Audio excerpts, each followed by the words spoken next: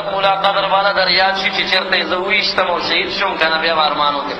دا چې تاسو زه خوشې کړم چې دا دومره تفاصیلو مکتبو پسې وګرځېږئ، دا صفحې راواړوئ، تاسو ته پته لګي. آسان کار نه دی.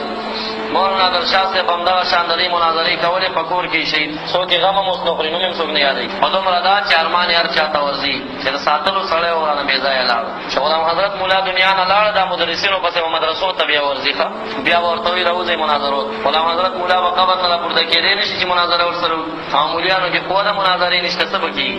الا شذور نظر یو نیم به یو، دا ځان ته فن دی. 152 حوالې ما سره په توسل پرتې دي ښه، زه تاسو ته په هغې کې نیم هم نشم ویلی.